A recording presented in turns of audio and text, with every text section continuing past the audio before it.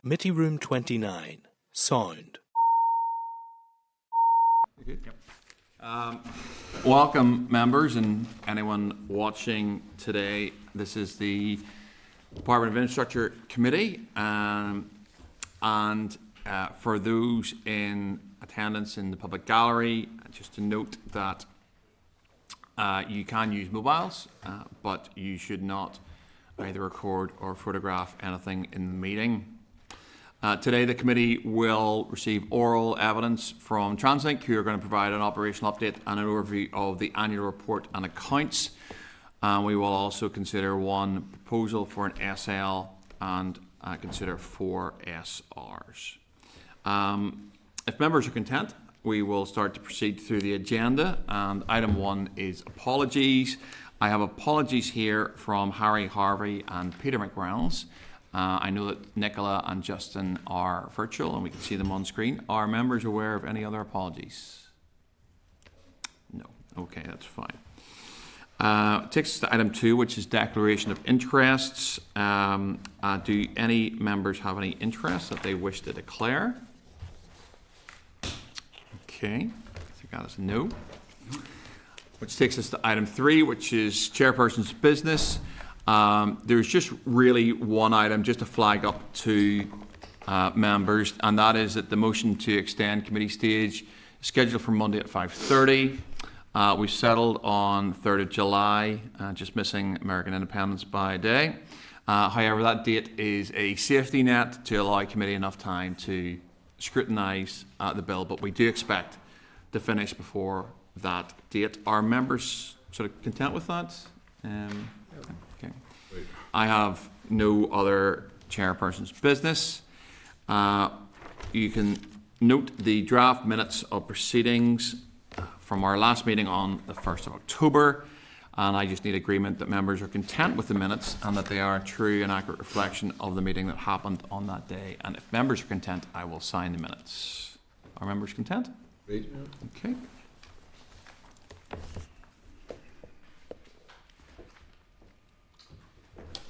Okay, item 5 is matters arising. Do any members have any matters arising from the previous meeting that they want to raise? I think that's a no. Okay, which takes us on to correspondence. And that starts at page 17, which is the correspondence memo, which I cleverly printed out myself this time. I'm always learning. So I'll take you through a few things, and members can raise anything else as we go. At page 30, there's a response from the Infrastructure Minister to committee regarding concerns raised around the redefinition of active travel spend under the Climate Change Act Northern Ireland. I was going to suggest that we forward this correspondence to Cycling UK, unless anyone has any other suggestions. People content with that? So the response is from Cycling UK? The response is from the department. Okay, Yep. Yep. It's just on page 30 there, Andy, if you want to have Yeah, a quick... You okay? Yeah. Just to clarify, Chair, it's because the issue was the concern was raised by Cycling UK, so it's just for the... Just to share back to them. Yep. Okay, that's fine. At page 35 then, we have Core from the department again, providing a copy of Northern Ireland Water's annual report and accounts, which I suggest to members makes interesting reading. Michael, can I ask when, you may or may not know the answer to that, is this very recent, where NIW, where there was an annual report published recently and it's being shared on? I don't know if you know the answer to that. It's usually this time of year we get a lot of the annual report and accounts from a number of the arm's length bodies, and they send them all in a sort of higgledy-piggledy sort of... Okay, and we work through them. Absolutely fine. Well, look, it does make interesting reading. Northern Ireland Water, I'm sure, are coming in. Are they scheduled? It's for members to agree whether they want to ask them to come in. They are coming in to talk about the bill. Yeah, that's next week. But that's to talk about the bill. So just to be clear with members, that's so we get the most out of them around their concern, their views on the bill. but we can get them in again to talk about the other stuff, the wider things. So is it next week they're coming in for the bill? That's I think it is, yeah, okay. So, look, I did have a read through their annual report. I don't know if other members had a chance to. And I would very much want to bring them in to talk purely about that, because it raises, in my view, very substantial issues that this committee would want to scrutinise. Do we have agreement to request NIW come in to have a chat about that annual report? It would be very worthwhile, Chair, yes. Yeah. Let's see. I know they're going to love us for this, Michael, but let's see if we can get them in as quickly as possible. I'm not suggesting back to back by any stretch of imagination, but let's indicate that to them. Just ahead of that meeting, if you don't mind, because I'm conscious a lot of the answers to questions may come around the capacity issue again. I know that certainly mine will do, because significant parts of my constituency are basically banned from any development. Be interesting if we could get, because of that capacity issue, be interesting ahead of that meeting if they could be prepared to produce what their assessment of the costs of spend would be on the relevant pumping stations to allow capacity to start development again. We tried to dig into that last time and it was just that there isn't enough money. We appreciate that. How much would it cost and what would the timeframes be if that money was in place would be useful ahead of that. Absolutely, John. That's a really sound point. I think what we'd want to do is we'll indicate to them that we'd like them in.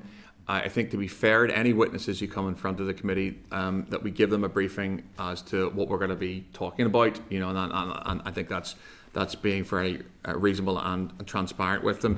That would certainly be on the agenda. But what we'll do is we will give them a brief of what that is, and maybe when we get a date from them prior to that, we'll have a chat about what we want to see and what they need to respond to. But Cathal.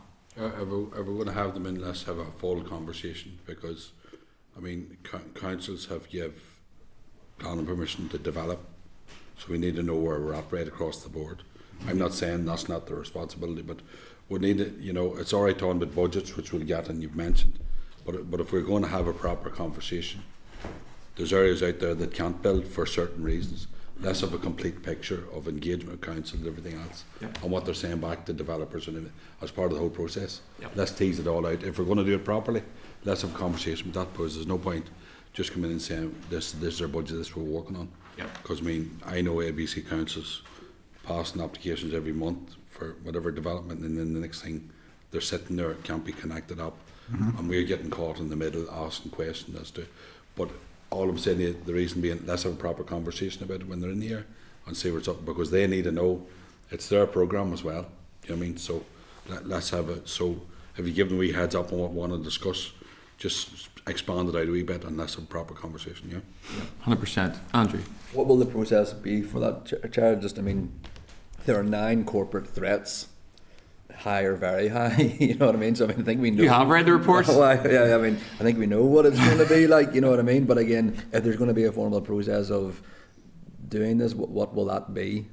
Do you mean in terms of the evidence session itself? No, the terms of if you want to give NI Water, you know, the topics of conversation. If that makes sense. I'm just asking what.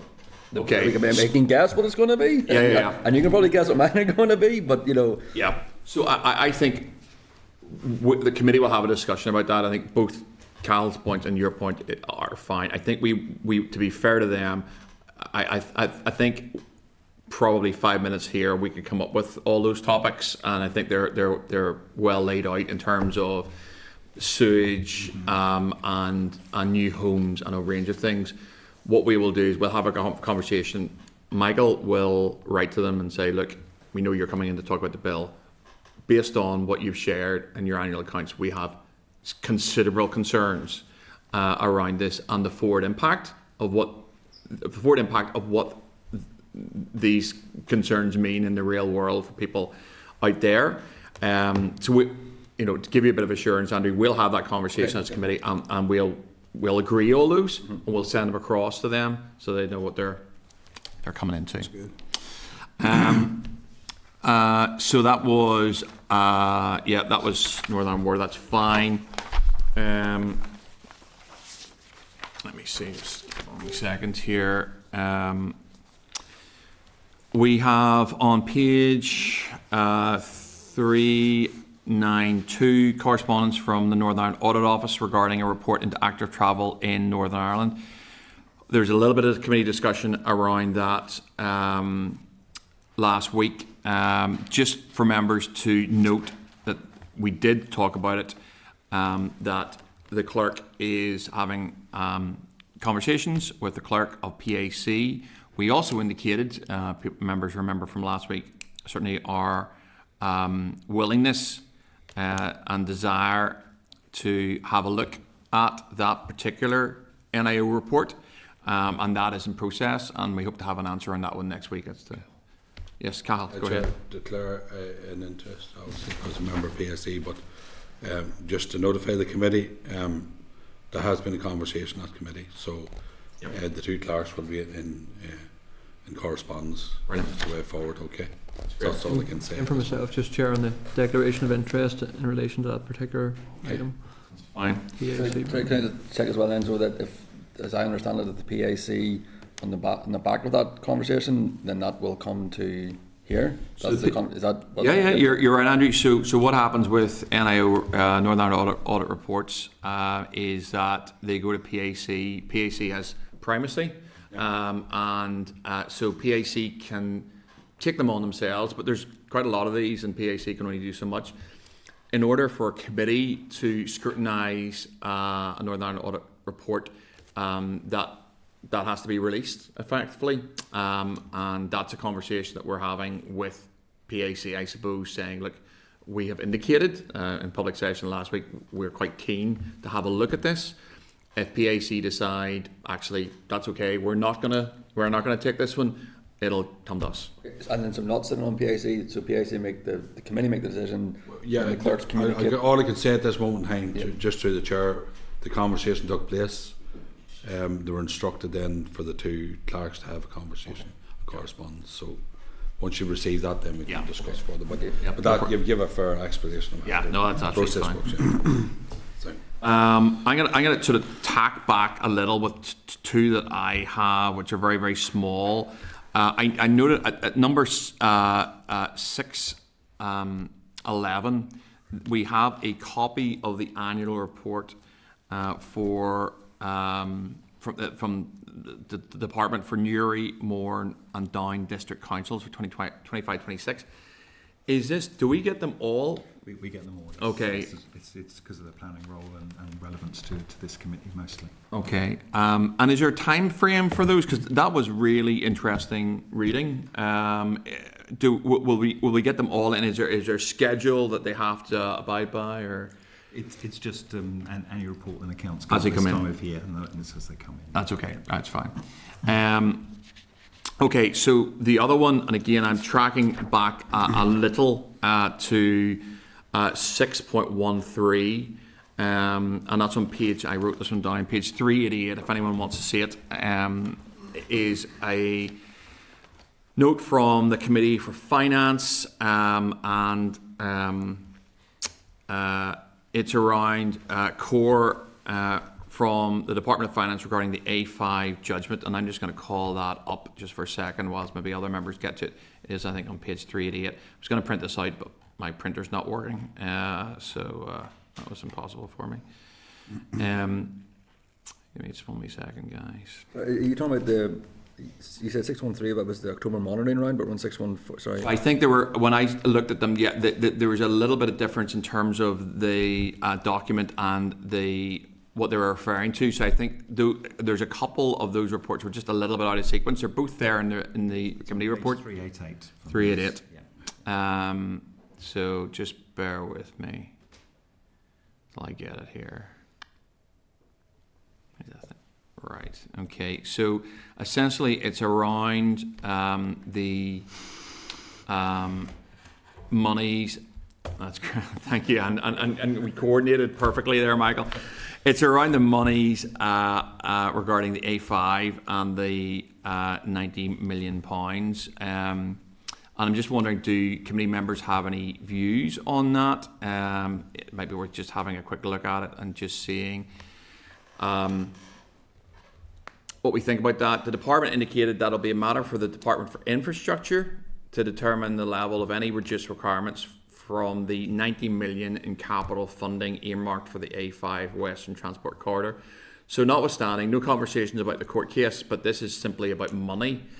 And in essence, it's about what's going to happen to £90 million, which is a fair sum that is currently obviously going to be used around the A5. Does anyone have any views? I have a view on it, but I don't want to lead the committee on it. But just to say, the previous one was, again, as I read it, was 613 was the Committee for Finance monitoring round, which was fairly stark reading, if that makes sense, regarding that might not be a monitoring round, and then 614 is, as you say, the potential of 90 million. Yep. So, I mean, I'm not sure what your opinion is, but maybe slightly leading. I think there needs to be a wider discussion here, you know what I mean? Because, again, the previous week we had the October monitoring round of you need to make a decision very quickly come the October monitoring round, and now I listen, we all get the financial pressures, but it's I think it's worth noting, and I think I'll pick up on the monitoring round stuff, and then again, other people may have views on it. Is at page 389, the A5 judgment, which obviously is one that caught my eye. On October monitoring, I think it's a standard that happens. I think in terms of timings, we have the budget in November, and there may be a view that actually a monitoring round before that, doesn't make the most sense. I don't know. I'm just sort of speculating. So that might be one of the reasons that October monitoring may or may not happen. I'm not party to those discussions, obviously, but I do know that the budget is obviously happening in November. So, more than happy, Andrew, if you want to suggest something on the monitoring round stuff, and you want to give that some thought. My focus really was on the 90 million, and look, unless anyone has any particular views, I think the obvious thing to do is write to the Minister and the Department and say, what are your plans for the 90 million given where we are? That would be the obvious question to ask, unless anyone has any other suggestions. John? I'm happy to support that. I think it would be before we start to be speculative on where it could be spent, and I know I'd like to see it go towards roads maintenance given the massive pressures that we had last time around, and there's a real crisis point coming up given that the money's about to run out next week, as I understand. Yep. But we at this stage don't particularly know how that can be reprofiled. I think that's the big question. Presumably it's in as a capital spend for specifically the A5. Can it be reprofiled within this financial year, and if so, where to, and can it be spent? And that's probably the key that we need to understand. I agree completely, John. I might come back to that. I'm going to take Nicola and Justin. I don't know who had their hand up first, but I'm going to take ladies first, just as a matter of course. Nicola, go ahead. Thanks, Chair. Listen, I just want to make the point that the ruling is still in the legal system. We still haven't got a final ruling. The appeal's still ongoing. So I don't understand how money could be redistributed at this stage before a final decision has been made at that sense. So I just think it'd be foolish to be calling for anything right now until there's been a final decision made on the A5. Okay, thank you very much, Nicola. Justin. Thanks, Chair. I just think it's very sad that we as an infrastructure committee are talking about where money earmarked for the construction of the life-saving A5 road is being discussed around redirecting those funds. I think, what on earth would the families be thinking? Families who've lost loved ones, families who live along that road, families who use that road every day. It's a very, very sad indictment of this committee. It's a very, very sad indictment of this executive that we're talking about redirecting funds for a long-awaited road project to elsewhere. And we need to delay that redirection as much as possible. When is the legal ruling going to take place? Oh, sorry, you're next. Yeah, Chair. I mean, we've been through this. We've had the conversation, and we know there's a live case, and nobody generally knows. And I suppose from the committee's point of view, there's no harm in actually asking the question. We may already know the answer.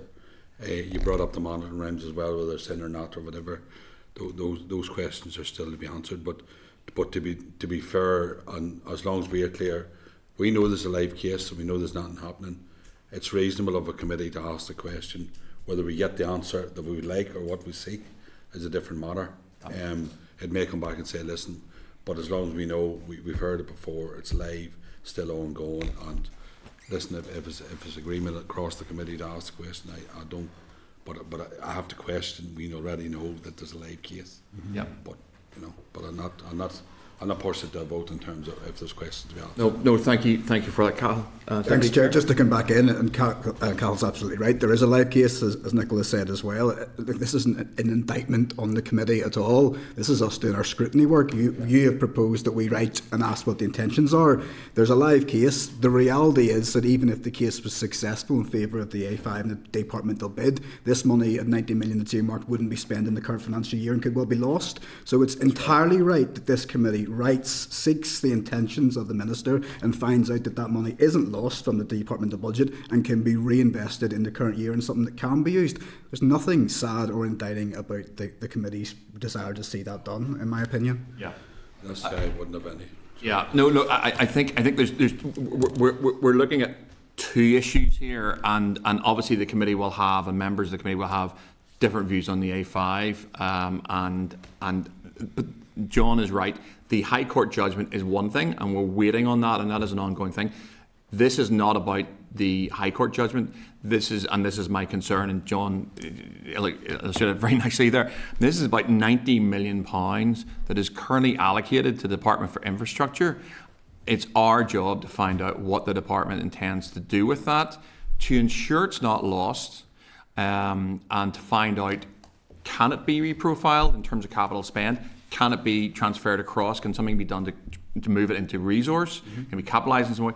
So I think it's certainly, I think it's an absolutely legitimate and an important question for this committee to ask what's happening with that. So are members content that we do write along those lines to the department? And to be fair to John, John's actually rephrased it a slightly different way from the original point, because we're now asking the options for, you know what I mean, John? You raised it. The original question was, what about the money? So it's now going on to evolved a little bit. Right, and you're right, to be fair, and that's just send that through, or whatever way you want to write that question out, to be fair. Yeah, well, Michael's taking copious notes over here. No, it's fine, Chair. But it's fine. Yeah. No, and we will. So just on that one, the committee agreed with that. Yeah, notwithstanding obviously comments and views that people very legitimately have. I want to just go back to Andrew, just to make sure he's content on the monitoring round, and whether there's anything else you want to raise on that, or whether there's an action you want. No, I think the two things are sort of taken concurrently, and I'm content with that. That's fine. That was my point, was just the fact that, and then.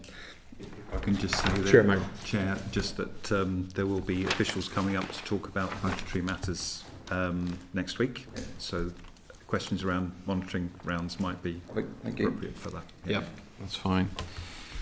Okay, so that takes us to page 618, and this is correspondence from a member of the public regarding the Northern Ireland Audit Office report on active travel and greenways, which we've just previously discussed. And I'm looking to see whether we can get committee agreement to write to the individual and advise. Committee does not typically deal with individual cases. I like that word typically, because I think we don't want to hamstring ourselves in all cases, but clearly in this one, my understanding is that in the first instance, a complaint should be to the department, and then the ombudsman, and just to seek agreement for the committee that's what we write back on. Happy enough, okay. And then just committee agreement. Unless anyone has anything else in terms of core, that we note the rest of the correspondence. Really? Okay, brilliant. Thank you. Right, that takes us on to item 7, which is the operational update and annual reports for TransLink, and we'll let Chris and Ian get settled in. Just to make members aware, it's page 469 is the clerk's memo, which is the operational update and annual report. Page 471 is their written evidence, and at 473 is their annual accounts. Just need committee agreement that this evidence is recorded by Hansard. People happy enough with that? I hope so. And I'll let Chris and Ian get settled. And just to note that whilst there's obviously significant evidence, they may have comments on the bill rather than. Sorry, no, That's for the next one, isn't it? Yeah, I was wondering, that made no sense whatsoever.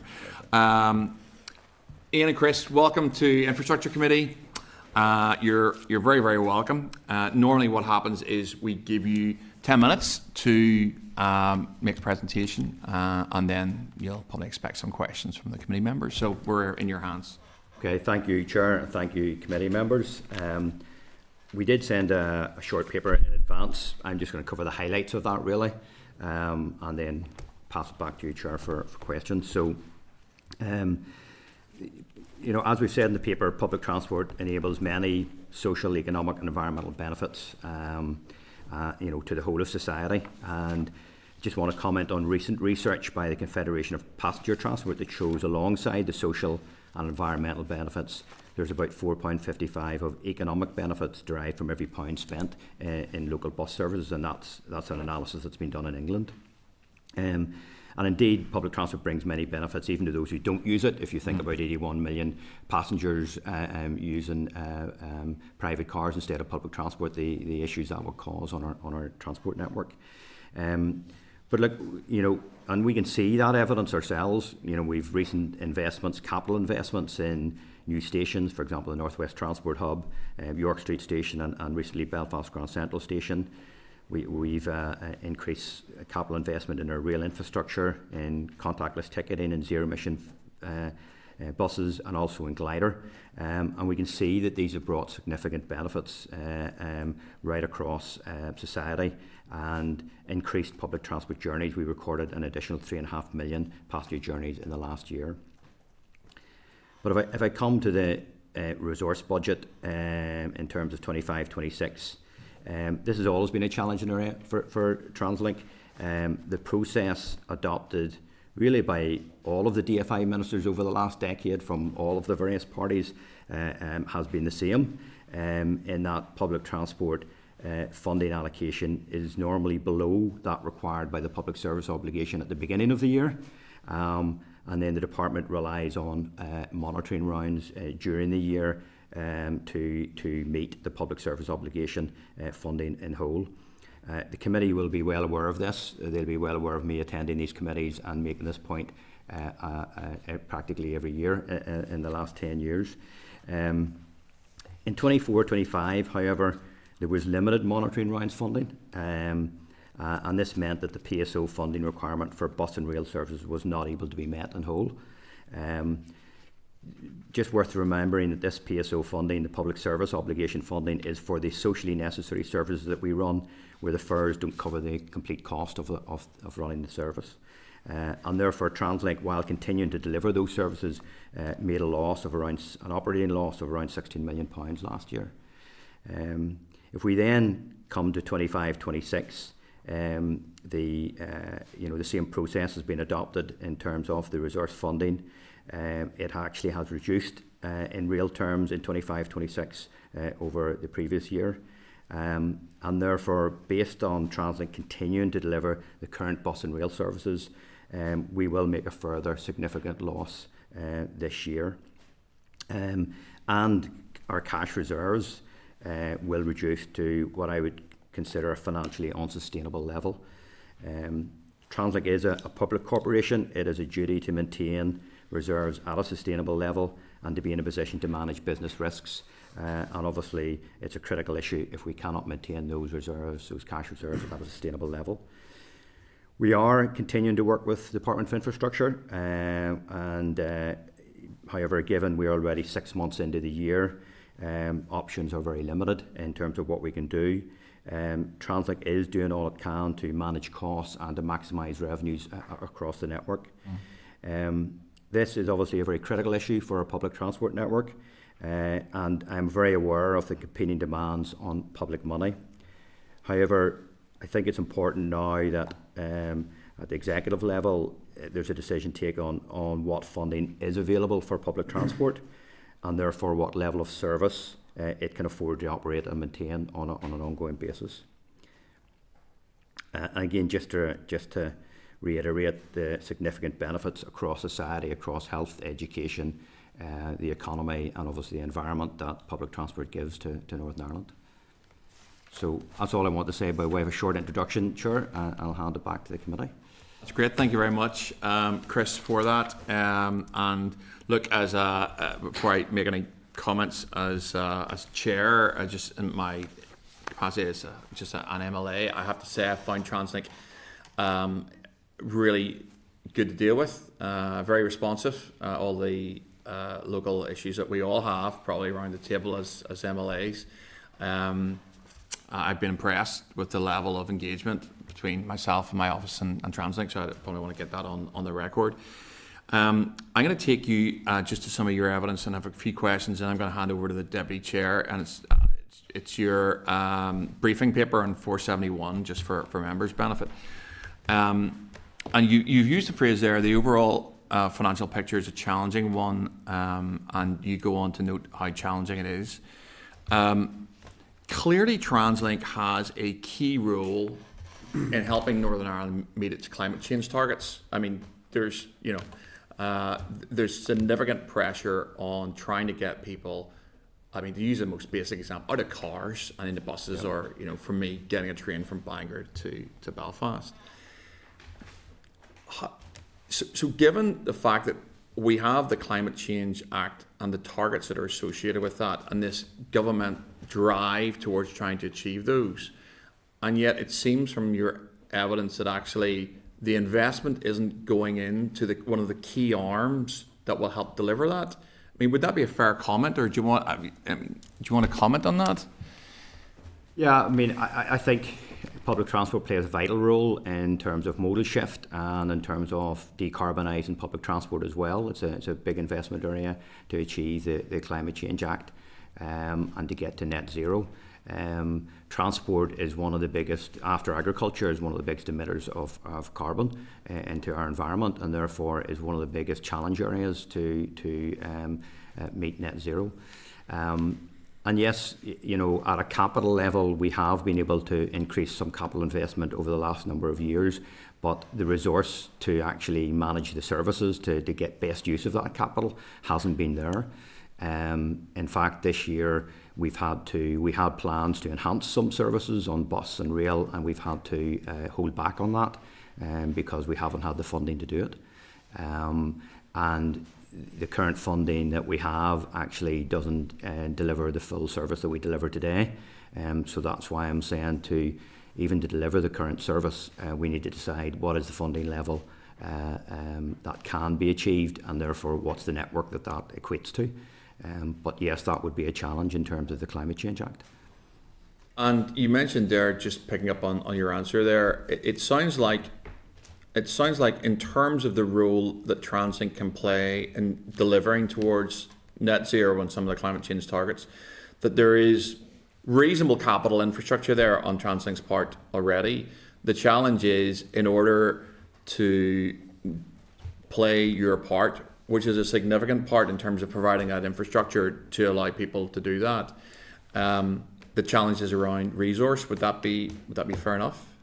Yeah, I mean, our capital plan has had some benefits over the last 10 years, and particularly things like Belfast Grand Central Station. Now, that's addressing decades of underinvestment, so we can't stop there. We need to continue that trajectory in terms of capital investment, because if we want more people to use public transport, the capacity has to be there. However, resource is a real constraint area on a year-to-year basis, and it doesn't enable us to grow services the way we need to grow them to manage that modal shift. Now, we've seen about a 6% growth last year, and we're starting to see about a similar type growth, 6 to 7% growth this year again, which is really good growth. Other regions in the UK are not seeing that level of growth, but capacity is starting to become a challenge for us, and we don't have the investment to put that capacity in place. And to give you an example, just on the railway as an example, it takes 9 months to recruit and train a train driver. That's 9 months of cost before you actually have them out delivering anything. That's where the funding is needed to get that investment in place. even for buses, it's still 2 to 3 months to get a driver in place as well, and then it takes a bit of time for that service to get up and running and to start pulling in the revenues. So there's always upfront cost needed to get these services up and running, and yeah, it's a real challenge for us at the minute to be able to do that. I'm going to stick with funding and the challenges that TransLink are facing into, and just go to the second page of your evidence and just read out one line from that. However, the reduction in real terms in the capital and PSO funding in 2025-26 means TransLink is projecting a significant loss and an unsustainable cash reserves position. So I did have a look. I think your pre-tax maybe loss for 25 was about 5.6 or something around there. Is that right? Well, our operating loss is around 16 million. So that's taking account of pension adjustments and other things, is what you're quoting. But our operating loss for last year was about 16 million. 16. What happens in 26, 27? I mean, how are you funding that loss? And what happens? There's a trajectory. I mean, clearly there's a trajectory. If the Minister doesn't find some resource, and this continues for another couple of years, what happens? Well, it can't continue even this year, I would say, Chair. The loss we would be forecasting for this year is between 25 and 30 million. That would take our cash reserves down to below 10 million. That's about 1 week's worth of our costs. So that's not sustainable to have that low level of cash. You just take the weekend that we've just had with Storm Amy. We've had teams out dealing with damage across the network. We had over 30 trees down on the network. We had chainsaw crews out. We had all sorts of staff out getting service back up and running. That's a lot of unbudgeted cost and loss of revenue as well during that time. So that immediately, if you don't have the cash reserves, you can't deal with those situations. So given the situation that we would be in by the end of this year, we would have to be asking the department for a realistic public service obligation for the current network, and that's all laid out in the public service agreement we have with the department.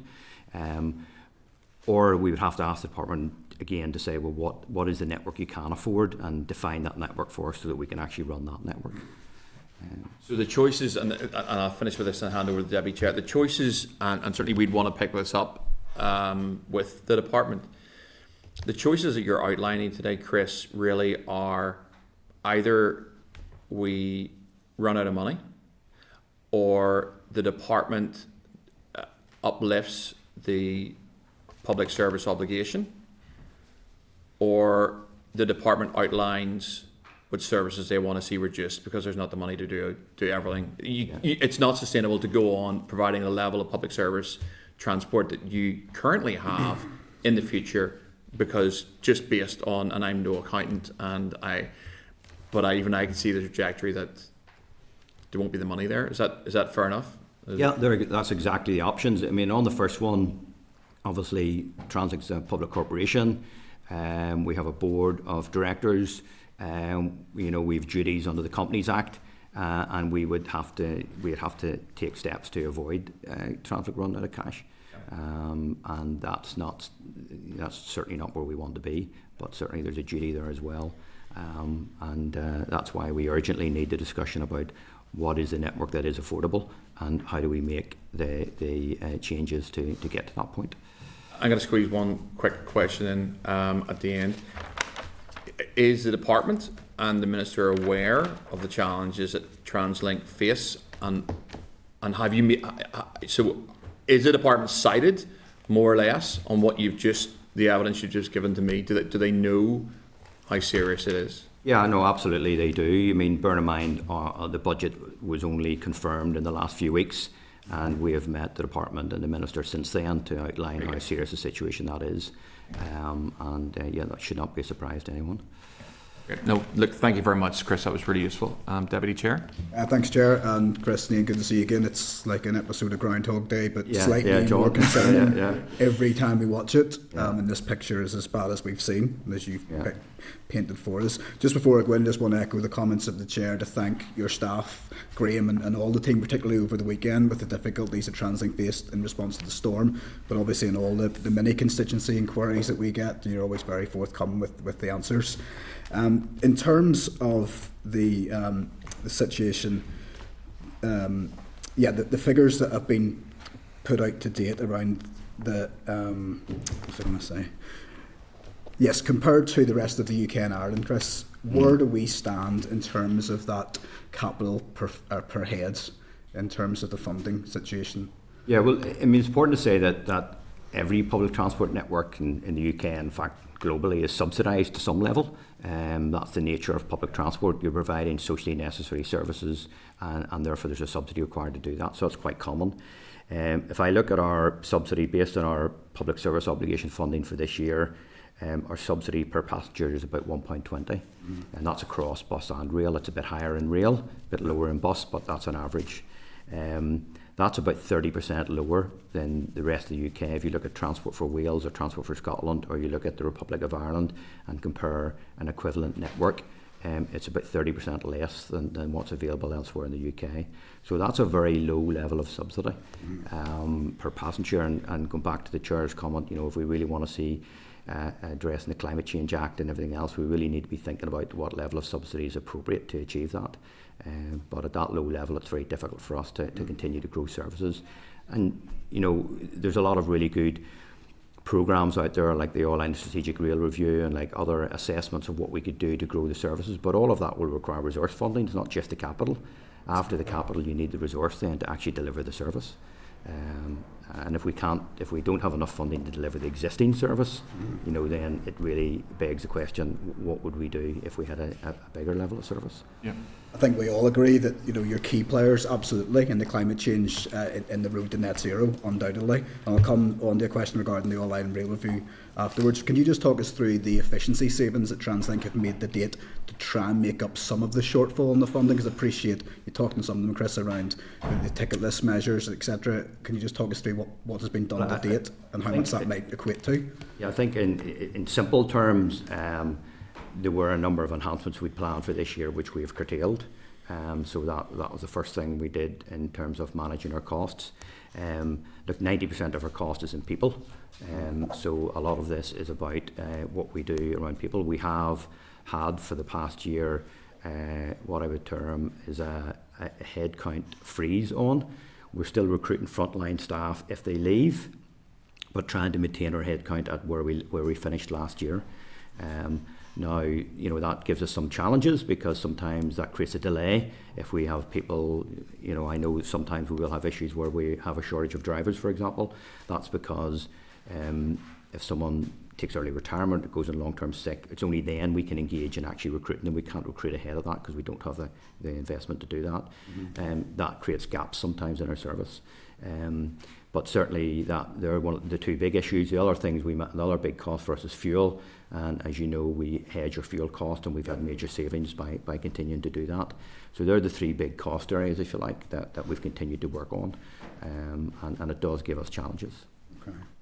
In terms of underinvestment in capital, I know from constituency inquiries, and I've fed these through to Graham, you'll be aware of them too, the reliability of some bus and train services, more regular breakdowns, age in fleet, that is clearly to me and the colleagues you're bringing to me becoming more of an issue, because I assume we're not able to buy as many new buses as we'd like to because the money's not there. Yeah. Is that noticeable to TransLink, and how impactful is that, both in terms of confidence for the users of the services and also for yourselves to keep buses on the road? Look, we always work hard to make sure we deliver the service that we're committed to deliver until that time that changes.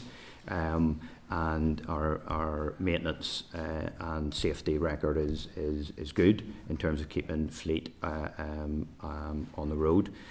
Obviously, ageing fleet creates an issue over time, and that is something we're working on with the department in terms of both bus and rail fleet, in terms of bringing economic appraisals forward to increase the capacity of our bus and rail fleet.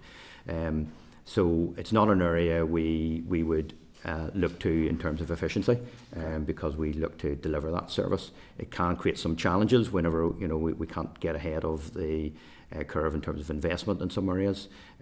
We have had to cut back, for example, on things like apprentices and graduate intake, because again that's an area that was a challenge for us, albeit we have a significant graduate and apprentice population, so pausing for 1 year is something that we felt was something we had to do under the current efficiency measures that we currently have in place.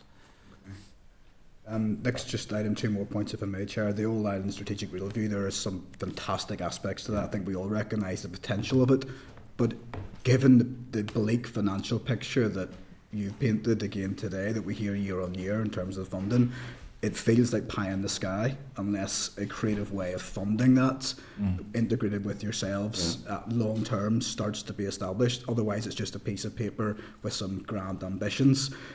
Are there ongoing discussions between the department and yourselves about the key role obviously Translink have within that, and how funding is going to be made available over time to start realising the potential of those plans?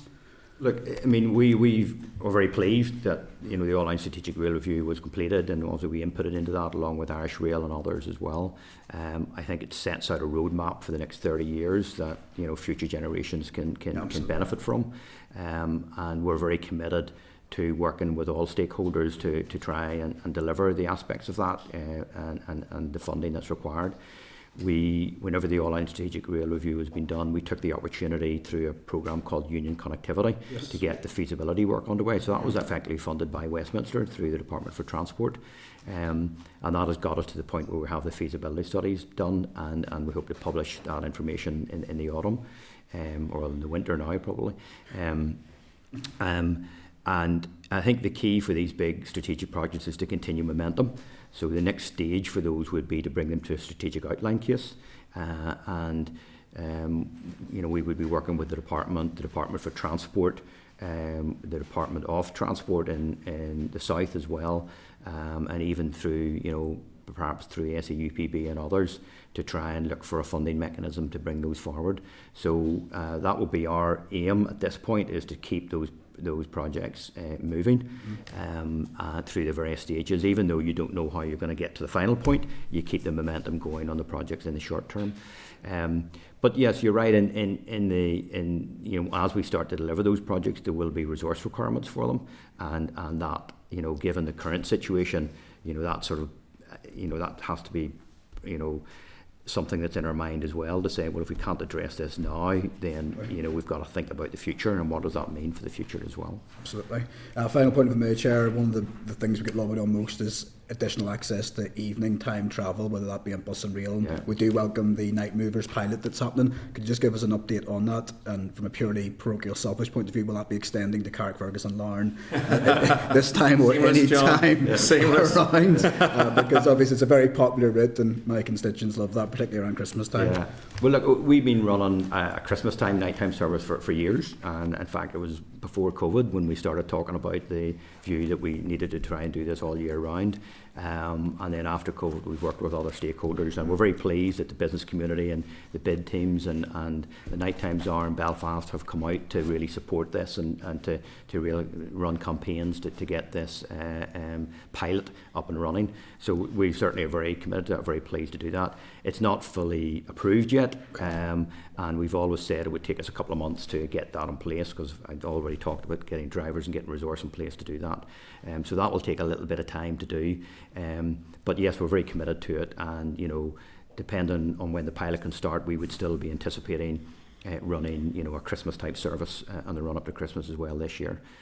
So we're working with all the stakeholders to see if we can get that approved and finalised. I don't know whether Ian wants to comment on whether it'll run to Carrickfergus or not. No hanging fruit, Ian. We're ready to wait. There will be a late night train service to Carrick and Larne. Brilliant. I'll note that. Which you've just delivered, John. Look at that. Yeah. Ian, that's going to be an Instagram before you leave this meeting. I'm sure there will be late night service to Bangor. Thank you guys again. I could have several more, but I will continue to engage with your team and appreciate your time today. Thanks, Chair. No problems, Deputy Chair. Stephen. Thank you, Chair. Thank you, gentlemen, again. Just echo the comments as well about the good service provided, in terms of constituency level, so thanks for that. Just in terms of fleet, I know you touched upon it there, in terms of where we are today with the resource challenges and so on. Can you just give me a picture of the fleet, where it's at in terms of, modern, in terms of the electronic, the carbon emissions and so on, where the fleet is across rail and bus network? Where would you say percentages, and where you want to get to? On our rail network, obviously we don't have any electrification on our rail network, but we have done as part of that Union Connectivity project, we got some funding to do feasibility on electrifying the railway. And again, that we'll publish the outcome of that. Again, we'd like to take that forward. That's a significant project for us. The first part of that would probably be to electrify Belfast to Dublin, and then roll that out across the network. Now, technology is changing, so we've looked at a hybrid technology where you would have some battery as well as some overhead electrification. So that's at the feasibility stage at the minute. We're also looking at new trains 4, we call it, so it'll be in the next cadre of fleet coming into the rail network as well, and that's at economic appraisal stage to come forward. So most of these projects will take a few years to deliver, Stephen, and we have to work on the existing capacity and maximising that through frequency, because we can still grow capacity in the existing network using our existing fleet, but increasing frequency, and that's what we would want to do. But that obviously is a cost to put resources in place to do that. In terms of our bus network, we have about 240 zero-emission buses in the network at the minute. Derry, London, Derry is 100% zero-emission. Belfast is about 40% zero-emission at the minute, and we'd like to grow that to Belfast. Obviously, urban areas have more challenges in terms of carbon emissions, but also in terms of air pollution. So obviously they're the priority in terms of getting to zero emission in urban areas. We have an economic appraisal with the department at the minute for a further 200 zero emission vehicles.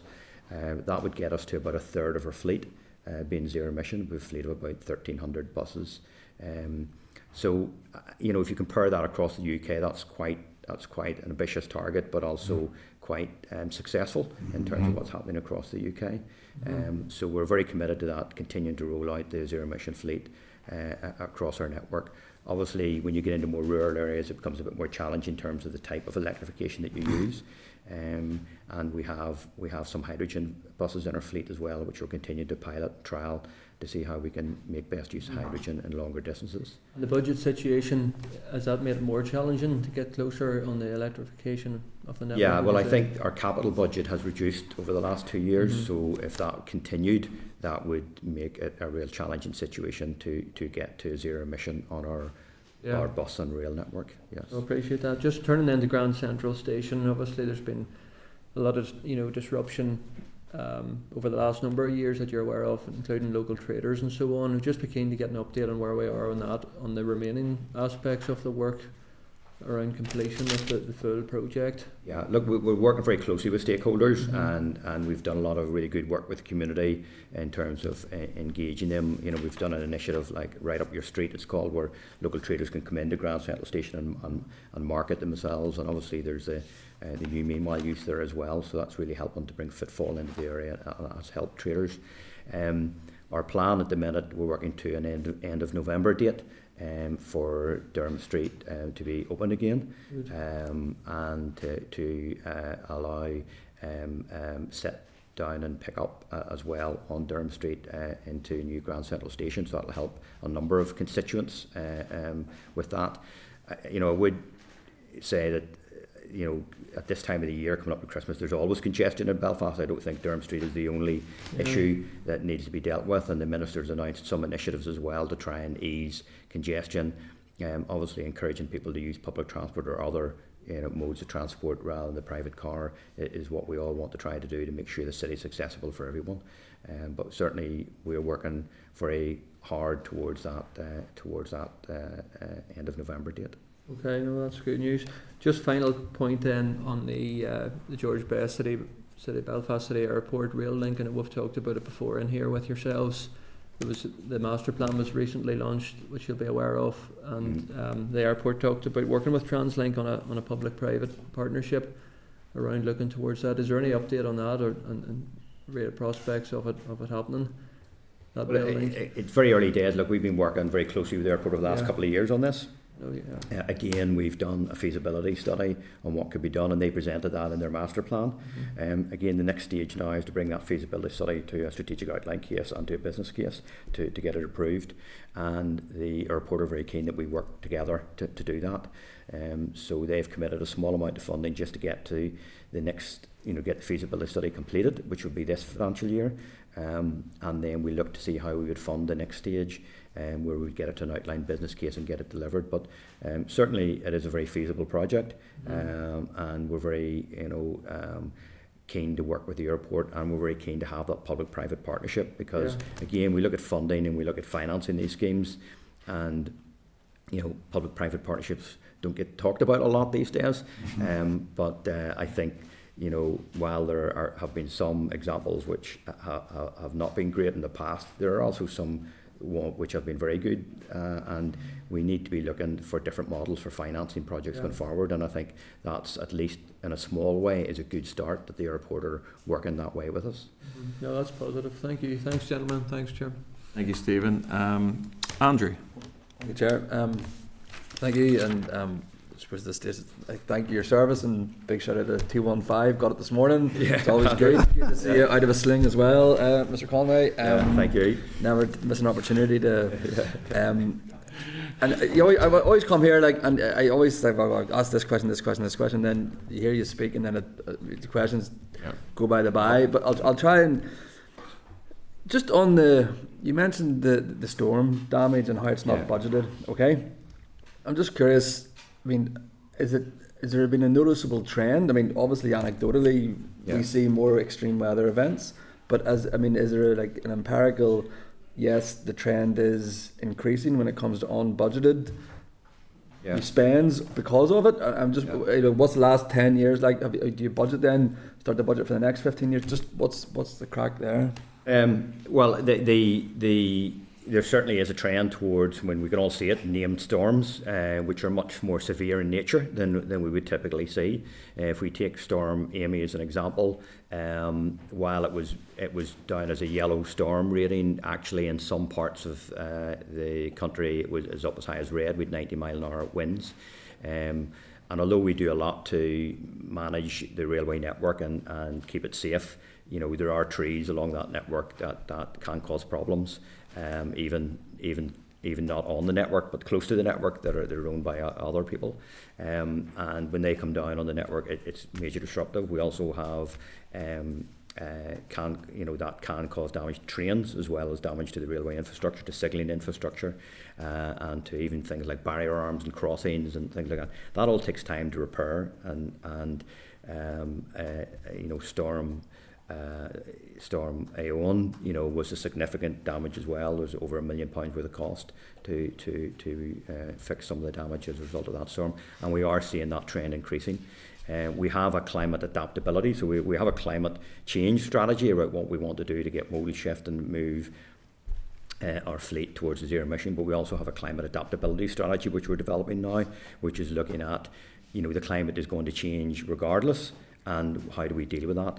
We have miles of sea defences, we have bridges, we have tunnels, we have culverts, and all of that will have to be maintained, and those structures going forward will have to be investigated in terms of what's going to cost to make sure they're able to manage changes in climate going forward. So in terms of total budget figures, I couldn't give you that right now, Andrew, but it is something we're working out. What would the budget for that be over the next decade? It would be interesting to see just what it was. Always. Anyway, just again, I thought I was going to ask someone else, but I'm going to ask something different. When you say about you mentioned I think you mentioned modal shifts or modal patterns. Yeah. Is that uniform across the province? Is there areas where it's easier getting people on to public transport? Is there areas that it's more? I mean, I know, I'm presuming I know what the answer is, but again, and how do you go to help change that modal shift? Well, obviously, urban areas and inter-urban areas is where you get the biggest opportunity for modal shift. If someone is travelling from, Enniskillen to Belfast, or from Downpatrick to Belfast, obviously that's a big opportunity to use bus or use our Go Line service to do that. And you can avail of park and rides on a lot of those routes as well. Urban areas are where the biggest opportunity is, in terms of people deciding not to use their car and to use a glider or use a metro service or use the railway as well into those areas. That's where you're going to get the biggest change. Rural areas are more challenging in terms of the frequency of service that we can offer in rural areas, and I think for rural areas it's more about, again, how you use the bus or the park and ride network, how to get people to the closest park and ride and then use that park and ride in. That involves interchange, and sometimes people don't, once they get in the car they just want to finish the journey. It's really getting the idea of interchange into a park and ride. So there are a number of opportunities where both capacity and behavioural change is something we need to work on together to achieve those. But we have seen, good growth over the last couple of years, and if we can continue that momentum with the right level of investment, I think we can see the modal shifts that we want to achieve. You mentioned a reliance on the monitoring rounds as a way of making up the funding. I'm just wondering what would happen if it wasn't met, your requirement was not met by the monitoring rounds, and what were the practical workings out here then? Well, I think, as I've said already, I mean, it is if the department through the executive aren't able to provide the funding through the monitoring rounds that's required to meet the public service obligation, then it needs to decide what network it can afford, and those changes will need to be made fairly urgently, so that we can get to a financial model that's sustainable. Okay, I'll leave it at that. I mean, again, and then just again sticking on the finance and the financial pressures, you mentioned the reserves. Again, what I suppose what is the bottom line limit where actually the TransLink becomes on what's the word? Unsustainable. When the rubber hits the road of like actually this. What are the what's the actual level? You mentioned 10 million. What's the actual level? And then what are the sort of the tick off features? What are the red flags that need to be communicated in order to avoid that to the department? Yeah. So we have an independent Treasury report which advises us on the minimum level of cash reserves we should hold to make sure the business is sustainable. And the recommended level is about £30 million. To give an example, that's about a month of outgoings for us. So that's sort of roughly where we need to keep. That keeps us sort of just about where we need to be. We're currently projecting, significantly less than that, less than £10 million, by the end of this year. So the trigger is now, to actually decide to try and address that. We need to make some critical decisions over the next couple of months as to how we manage that going forward. Thank you. Thank you, Andrew. Cathal. Thank you, Chair. You're welcome back, Chris. You're welcome back again. I don't know how many years in a row that is now, but no, just pick up on a few points because it's quite interesting. We've had two major storms this year, yourself, and we need to be seriously looking at it. I mean, Ione was tough, but you're right. There has been damage even in the Amy there, so it's something obviously you need to look at and prepare for going forward. And I know there's some contingency there. Just want to pick on a few specific points because a lot of questions have been asked. Your engagement with the Minister, can you expand on that engagement? Or? Well, we've been engaging with the department, I'll just say on a more general basis, including the Minister at times, since the draft budget came out in the sort of June time frame, and that obviously went through an equality impact assessment and all of that. And we've been highlighting the concerns we had around the draft budget. We were hoping maybe that some of that could be addressed when the budget was finalised, but that hasn't been achievable. And when the budget was finalised, we met with the Minister and with the Department again to say, you know, how serious the issue was and to highlight the concerns. So, you know, look, I am very aware of the other pressures that there are on the budget, both DFI's budget and on the Executive's budget. You know, I don't have the solutions to those. I can only deal with what I'm responsible for and try to highlight what the issues and concerns are. I know, appreciate it, and it's interesting. And listen, any engagement I had with Transit, it's been slightly different myself, more of a rural area. We've tried to encourage that modal shift, but it's a wee bit more difficult than you've highlighted. So I'm not going to get into that. The other issue, I mean, in the midst of all this and the challenges, I mean, we're just after building Grand Central Station. I mean, it's a new hub, and it's, you know, it's state of the art. In terms of that impact, and I know it's early days first, what impact has that in terms of travel, all island travel, and how's that process working? Well, look, it's had significant benefits. I mean, we've seen growth in our passenger numbers related to Grand Central Station of around 4 million passenger journeys a year. That brings in revenue, and the actually net benefit of that capital investment in resource funding is it creates a benefit. And that's, you know, something to be always conscious of. These capital investments do actually create a net benefit. We've also been able to run an RD service between Belfast and Dublin, which we couldn't do from our existing station. Now again, that was funded by the Shared Island Fund. So, you know, we go anywhere where there's funding. You know, we will go anywhere. But the Shared Island Fund have funded that, and that's seen a 40% growth in passengers on that route, and that will only continue. But we have seen good growth on our interurban bus services and our rail services as well, significant growth on the rail network as well since Grand Central Station was built at busy times now, whereas after COVID, you know, a lot of people talk about the commuter market will never come back again because of hybrid working and everything else, but we are seeing the commuter market back again significantly now. But we're also, since COVID, have seen a big growth in the leisure market too. And when people are working in a hybrid way, they tend to want to get out at weekends, they want to go out in the evenings, and we're seeing a big growth in the leisure market too. So all that bodes well, but we need the investment to maintain that. No, and just my final question, I was going to pick on the COVID stuff. Yeah. You know, and I appreciate we're talking about budgets today. Could you just outline just in a few words the major challenges, you know what I mean, in terms of what you face now and what you're trying to overcome? Besides needing the money to develop that, just your real major challenges now to move to the next level and bring it back to where we were. Well, I think last year we delivered 81.2 million passenger journeys. This year we were forecasting about 85 million passenger journeys. That will be above where we were pre-COVID. So obviously we lost the COVID years and obviously lost a few years after that trying to grow back again. But we have grown back again now pretty much to pre-COVID. But, you know, we want to grow to 100 million passenger journeys in the next few years. And to do that, we need the investment to do it. You know, we know there are areas where we could increase our service and their passengers are there to do it, to service that demand. And we just really need the investment to do it. I think there are a number of areas in our metro network in Belfast. Obviously, Glider Phase 2 would be, you know, Glider Phase 1 carries 7 million passengers a year, just to put it into context.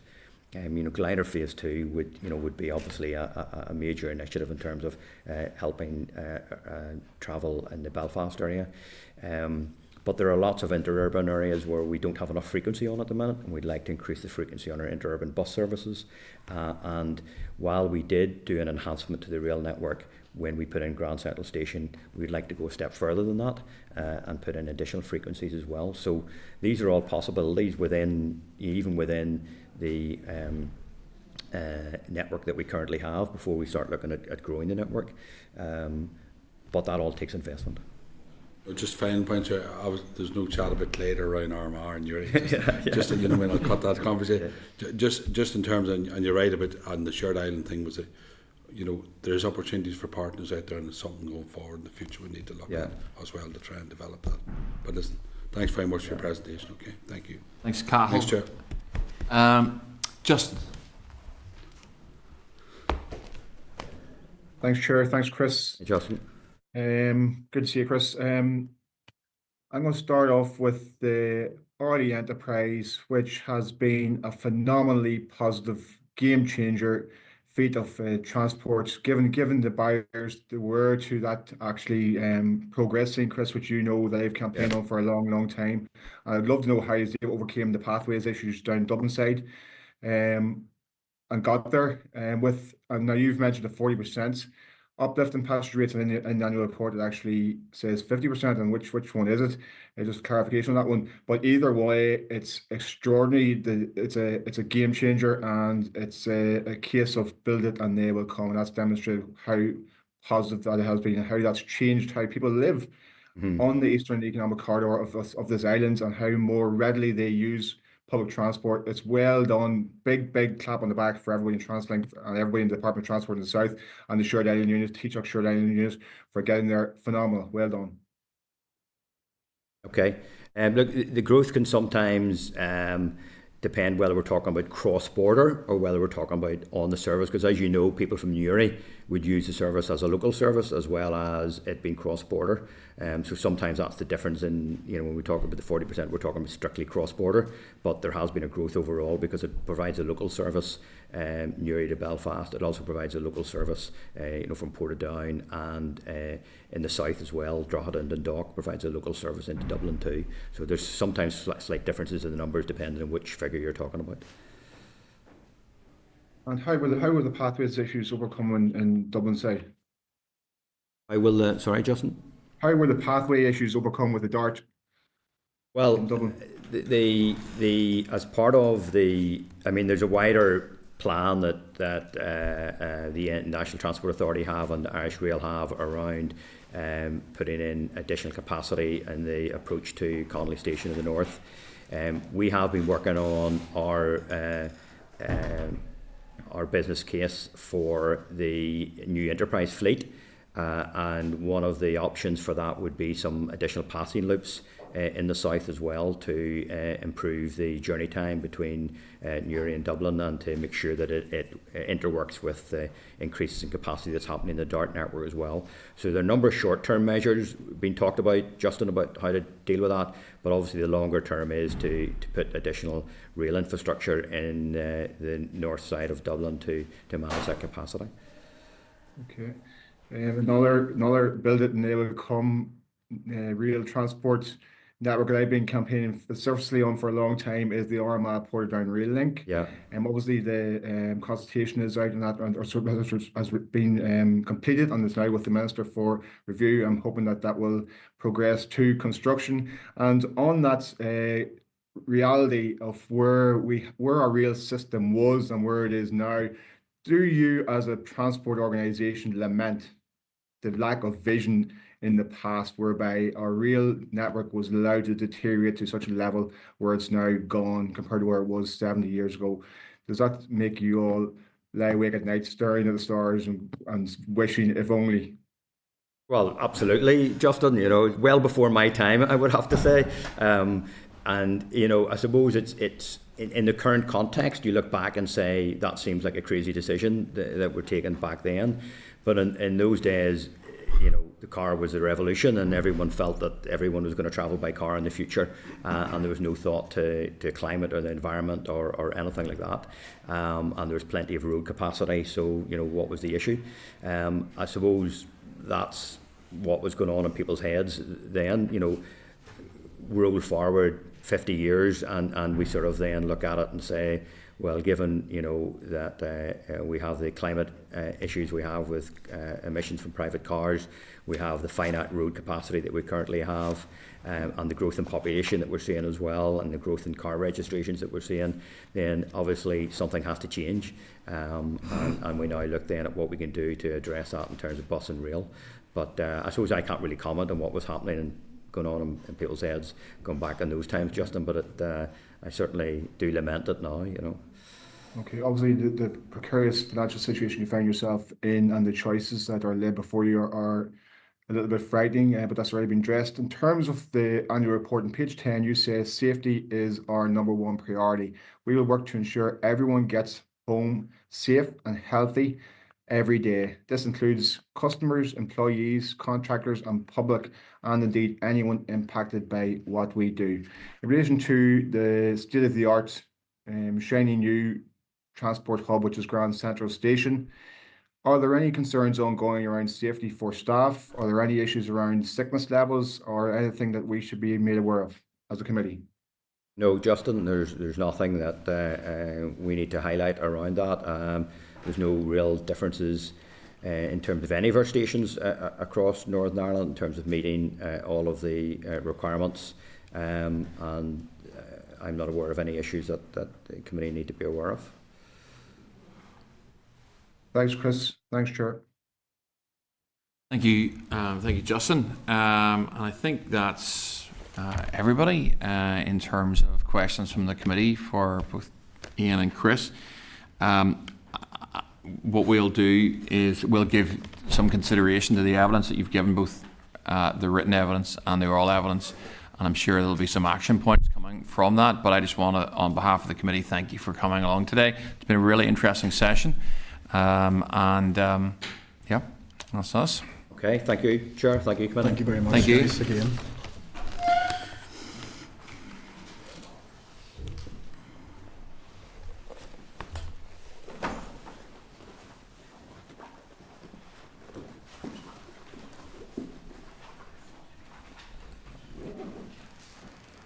Right, all the best. See you, Chris. Thank you. Yeah, I was thinking that. Right. Colleagues, so following the session, short of Michael having some notes or something that I don't think there was anything in particular that was additional information requests, so Michael will scan through. But are there actions that we want to take? Cathal? To be fair, it was raised Andrew himself because I was going to raise the issue. I mean, that issue at the budget in terms of the two major storms this year. So try and tease that out a wee bit more in terms of, he mentioned climatic strategy or plan or something. He mentioned something that he had. I'm just trying to remember what it was exactly, but try and just tease that out a wee bit more because, I mean, I was surprised when he said there was no budget and, I mean, there's damage done everywhere, and I mean, you need to put that on a plan, especially going forward. I would have said there was probably some kind of procedure in the past. Just let's tease that out to see exactly. So that's the climate adaptability strategy. I mean, I own in January, end of January, I must have done serious damage as well. So I'm just let's tease that out because I didn't know whether it was with the agreement the SO they have or what's. Do you know what I mean? What understanding there is between them and the department, what they have to run out and that. So let's tease that out a wee bit. Yeah. I think Mr. Boylan makes the point that there was reference to climate adaptability, which I think was discussing about the actual work that they said like sea defences and stuff like that. But there was another one that he said there is no climate, almost like almost response policy. I think again that's the impression I took. I would need to check the records, but it seemed that there was a bit in of that context, sure, that's why we were raising it, just to see what there is there. So there has to be a plan in place in the budget to deal with. Right. Even a general. Okay, so I think absolutely fine, gentlemen. I think there's two things there, and what we'll do is, if committee are happy enough, that we revert to TransLink and just ask them about those things. It'll be enhanced, or Michael's got some notes around it, and we'll write out to TransLink just asking about those two, what seemingly are two specific other aspects in terms of the evidence. Happy to take anything else in terms of actions, Deputy Chair? 2 points, Chair. Obviously, the funding picture is very, very worrying. We don't like to see any arms length body eating into the reserves to the level that TransLink are. But we're on a cliff edge now, potentially 10 million left after next year, which is unsustainable, 1 month's turnover. It'd be interesting to hear from the department, how clearly they recognise the plans, but what plans do they have to shore up the necessary funding required, given that there's ambiguity around the potential monitoring rounds? And in the absence of that, what alternative steps are they planning to take regarding the public service obligation that remains with TransLink? The second thing is the broader issue. We're all in favour of the All Ireland Strategic All Ireland Rail Review and the really ambitious outcomes from it, but there does seem to be a breakdown long term about TransLink's role and the funding pot associated with it, if that makes sense. So it'd be really interesting to hear from the department what plans they have, to set out the roadmap financially and logistically to start achieving some of them. I appreciate there's a scoping exercise going on, but I think we need to know how we take it from high in the sky and ambition to actually delivery.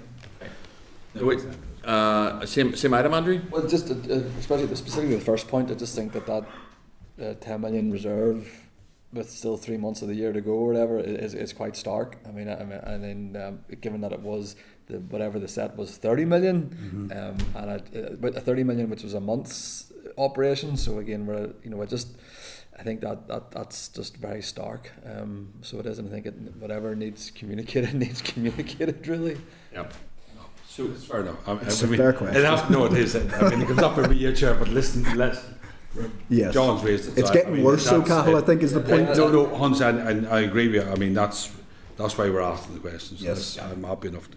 I think the issue, I completely support John. I'd scribbled something similar down here in case anyone else wasn't going to raise it. I think the particular place that they've found themselves in is one that it looks like, and again, I don't have the experience of other committee members here, but it looks like they've been using reserves to offset losses for a couple of years or a number of years. And I think it's getting to the time where obviously, with their particular configuration, they have to hold reserves. Andrew rightly pointed out that actually the reserves are now so tight, and I sort of teased this out with them as well, that actually, they've got to do something. And so if committee are happy enough, you've got the notes from there from John. We write to the minister and the department and ask around. I suspect she is fully aware of the financial challenges facing TransLink, but what's the departmental response around that, and what's the plan? So again, there was talk there of making the level of service offering fit the purse that they were being provided, which means cutting services effectively. That's more or less what Chris said, and whether or not that's something that the department would even consider, I don't know, but we'll write anyway and find out a wee bit more detail. Anyone got anything else from that session that they want to raise? Okay. So we will therefore, with committee agreement, write out to both TransLink and the department to follow up on those items. Which takes us on then to item 8, which is an SL1. And this one is the Vehicle Emissions Trading Schemes Amendment number 2, Order 2025. It's subject to negative resolution, and it's on page 579 to 605 of your pack. The purpose of the rule is to make changes to the targets, and these new measures will need to be legislated for by amending VETS Order 2023. And a new instrument has therefore been drafted. The purpose of this instrument is to deliver these proposals to extend the timeframes, caps and eligibility criteria of flexibilities, update compliance, payment amounts, and to correct any errors found in the drafting process. This also introduces new articles into the VETS order to deliver these flexibilities.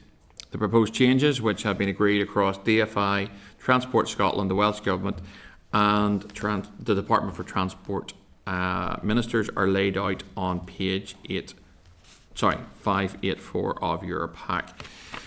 Does anyone have any questions regarding this, or any issues they want to raise regarding the proposal? Andrew? I suppose, Chair, just trying to get my head around it a wee bit, just how the process is. So this is, I read in there that it was laid on the 13th to be enacted on the 1st of January. Do we get any? Will there be any? Is it just the letter here? It's just I get the feeling that it's a wee bit. What has been proposed was different from what was heard the first time round, and there's just a bit of discrepancy, and it's quite a technical thing. We've had vehicle representatives in, we've had industry representatives in, never the twain shall meet sort of thing, but is this just going to, is there an opportunity to get the department here to speak about this, or is it Yeah, that's Yeah, where I'm okay. going. Well, I suspect I wasn't here for the first rodeo of this that's one, not our first rodeo. and I'll let Michael answer the second part of your question there. If you have any immediate questions, because of the nature of this particular SI and the importance of getting it done at the same time as the other jurisdictions, if you have specific questions for officials, we can get them now. They're waiting outside. All right.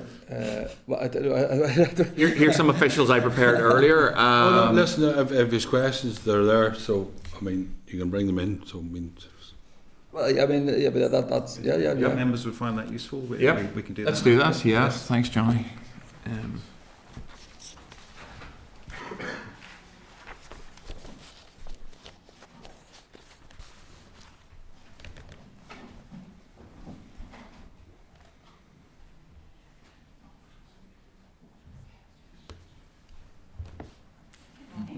Morning. morning. That's me. Okay. This one. I want that one over there. Sorry. Thanks.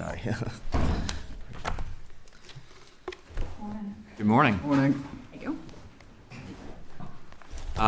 Well, look, can I welcome Alice and Emma? I'm not sure whether you now having names in front of you and being in front of the committee is a result for you or a disaster for you, having travelled all the way up and maybe being called or maybe not being called. But you're very welcome to the Infrastructure Committee. Some members may have some questions around this particular SL. Do you want to just give us maybe 3 minutes on what this is, if that's okay? And then I think some members probably have some questions around it, but I think that might be useful just to give a bit of context. Okay, right. So we were here last year, so some of you may have vague recollection of this, and I'll try not to bore you, so I apologise.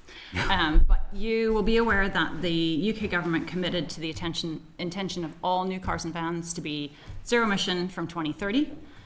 That is not legislated for, so currently the legislation still, the 100% target is still 2035. How quickly they can bring that in is up to them. In 2023, a vehicle emission trading scheme was set up and legislated for in GB. That was made under the Climate Change Act. That requires any trading scheme legislation to be made across the 4 UK legislatures. At the time, we were without an assembly, so it didn't come into force. But in 2024, when we were here last year, we brought through the proposals for Northern Ireland to be included in that. And that was debated in autumn 2024, came into force the 1st of January this year. So the trading scheme introduced annual targets for the percentage of manufacturers' new cars and vans registered that had to be fully zero emission. It also laid out CO2 carbon emissions targets for each manufacturer. So it's kind of two schemes next to each other. The zero emission mandate in 22 and 23 then became the Vehicle Emissions Trading Scheme, or VETS. It is the largest carbon saving measure in transport across the UK. It's supported by the vehicle industry, but it also provides investment certainty then for the charge point industry. In GB, it has garnered about $6 billion in private investment into the electric vehicle industry. So that is vehicles, but also charge point operators. There's an expectation that now that it's in Northern Ireland and has been for nearly a year, that will allow investment to come here. And there will be similar certainty for the industry here. So this piece of legislation, the original legislation set the targets for new zero-emission cars and vans at 22% in 2024 and 10% of vans in 2024, and then that rises each year to 2030 for 80% of new cars to be zero emission and 70% of new vans to be zero emission. The expectation is then that the final pathway will reach fully 100% of all cars, new cars and vans in 2035. That goal will be assessed as the decade goes on. And then we have 2 reviews between now and 2030, one non-statutory and one statutory. The targets are fairly ambitious. However, to assist... Are you listening on to your questions up next bit, right? To assist the industry to meet them, then there are various different flexibilities for manufacturers in order for them to plan their own business accordingly through the next number of years. So there are a number of different ways to meet the annual targets. However, if a manufacturer still can't meet the targets via their sales or by using any of the flexibilities, which I'll go into, they can purchase excess compliance from other manufacturers. So if one manufacturer overperforms, I can buy that overperformance and offset my underperformance until I get into meeting closer to the targets. In the original order, all the flexibilities, banking, borrowing, trading, that all ended in 2026. So due to the increasing instability this year of the global market, the transport ministers collectively agreed to elongate those flexibilities, and that's what this SI is about. In order, though, to make the regulations, because it's made under the Climate Change Act, we have two legal requirements. One is that the Committee for Climate Change needs to be asked for their advice, and we need to consult the stakeholders. So a consultation was done on this in the beginning of the year, ended in February, and then the finite detail on that consultation was then done again in the summer with the industry. So the current flexibilities all end at the end of 26. This new I would extend those flexibilities and change them slightly to 2029. So the first one, there are a few, and I know you've maybe seen some of this, but I'll go through each one, and then if you have questions on specific ones, I can ask those at the end. The first flexibility is to extend the borrowing from later years, pushes it out to 2029. There are then new borrowing caps for 27, 28, and 29, and then a new borrowing repayment deadline of 2030 instead of 2027. There was also a proposal from the industry to amend the borrowing cap for this year only from 50% of the target to 70% of the target for both cars and vans. So currently the borrowing cap for 2025 gives manufacturers the option of borrowing 50% of the overall target, which is 28% of their sales. The proposal then to change that is 70% of that 28%. That is largely due to the US tariffs and the uncertainty that that has brought to manufacturers, and manufacturers having to pause production for so long. That's pushed a lot of their production back into 2026. The next one is then to extend the CO2 to zero emission conversions up again into 2029 with new conversion caps each year. So what had happened was at 2026, all of the flexibilities just went to zero. So there was no option for manufacturers after 2026. Now that drops down to slower into 2029. Currently, manufacturers can convert carbon emission credits if they exceed what they or go under what they need to do into zero emission credits. Or they can trade their carbon credits to other manufacturers that are not meeting their own targets. They can also borrow credits from future years. So they can now borrow into 2029 with the understanding that they have to pay that back if they borrow further in. So the new proposals simply just extend that further. So there's some more options. Then the third one is to allow bidirectional trading between car and van schemes. But this is only on the zero emission vehicle side, not on the CO2 side, as vans give more carbon emissions. So there are exchange rates for how many you can do. One van equals 2 cars, or you can do 1 car equals 0.4 of a van. So that bidirectional is a new thing. And then probably the element that is the most complicated in all this is the flexibility to allow manufacturers to report modified carbon emission values for their plug-in hybrids. Plug-in hybrids are a bit of a difficult one because what was initially thought for plug-in hybrids with the CO2 emissions was that they would be run on their electric much, much more than they actually are in reality. So this one is for plug-in hybrids that are that are tested against a specific test, and it lays out how that test is used. That is really in GB, as we already have a test that's like that because of the Windsor framework. So that's really aligning GB to ours rather than aligning us to them. There is a lot more detail on that. If you really, really like maths, I can share that with you.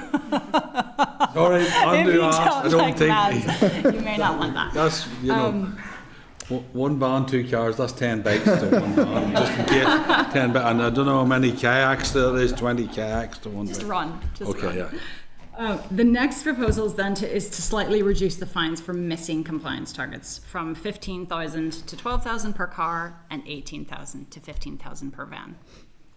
And then the next is that they're going to broaden, the proposals to broaden the eligibility criteria for conversions from zero emission to carbon.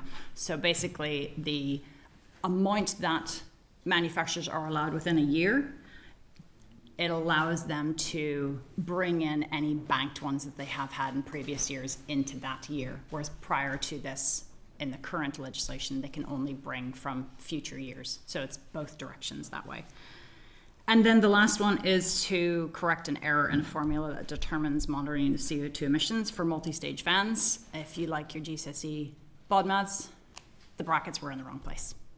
So that's just an administrative error.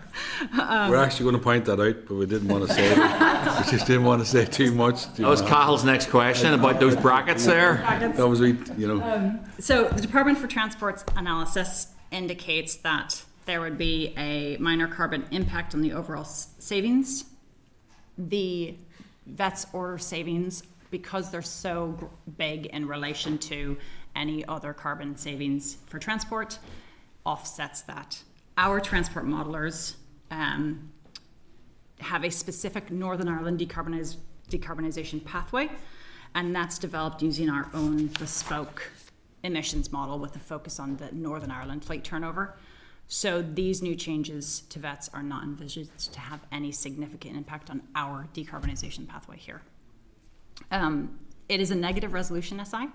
It has to be laid, because it's the Climate Change Act, it has to be laid across the 4 UK legislatures at the same time after it's made in Privy Council in Westminster, and then goes through the normal negative resolution process, which is different for us, Westminster, Scotland and Wales, and then it would come into force on the 1st of January 2026. So last week, when Joe wrote to you, the Privy Council was tomorrow. However, we found out this week that it's now next week.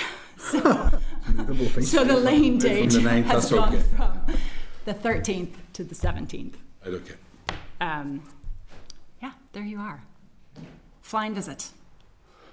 Flying visit. Listen, thank you very much for your evidence, ladies. I'll hand over to the Deputy Chair. Thank you, Chair, and Ellis Nemeth. Thank you so much for making something so complex sound so simple. I did read it, it was none the wiser. Obviously, there's some very key information in this, and we had a great briefing previously whenever this came in. We discussed it in the Chamber. You'll recall that the National Franchise Dealers Associations had concerns. I'm just interested, maybe you didn't cover this, what are their feedback and other participants' feedback to date in terms of that consultation and how the stuff has impacted them and their understanding of the scheme and how it's working? Did you get into that detail? They did respond to the original consultation in February. Yes. And I know that they have attended the last several meetings of the operational side of the VETS. No manufacturers had great disagreements with this. Okay. As far as I'm aware, neither did they. The only manufacturer that was against any changes was Tesla, as you can imagine why. They don't need any changes. Yeah. But skin other in the than game, so to speak. they're kind of doing well in this. They can afford the fines, though. Other than them. That's not recorded anyway. So it's been very widely accepted, and from what the feedback is that we're getting in the working group is that it's actually they're very happy with it because it's giving them a few more years to meet these targets, especially with manufacturers now like the JLR who have not been able to be in production for the last Yes. number of weeks due to different issues that they have had. So it's buying them a little bit of time. However, I will just point out that this is still 80% at 2030 like it was before. Yes. So that doesn't change. Okay. You did highlight in your evidence that I don't think many people thought 2035 was going to be entirely achievable, and it probably looks like it's ridiculously optimistic now. Is there any sense how this might evolve or change as that date moves on, or do you think this will just roll alongside it, but the date, the final completion date of 2035 will just get pushed along? At this stage, no, there has been no indication that that date will change. Okay. The only suggestions are that the current UK government will try to pull that back to 2030. There are obviously a lot of other vehicle types that are not covered by VETS and things like HGVs. Yes. And that's not in that mix, but from a car and van perspective, we're still looking at 100% at 2035. I want to get into discussion, Chair, about our infrastructure here around the ability to support the non-emission vehicles, because that could be a can of worms and we would be here all week. But just, I always ask anyway, if we weren't, and I'm not saying that we will, but if we weren't to adopt this, what are the consequences?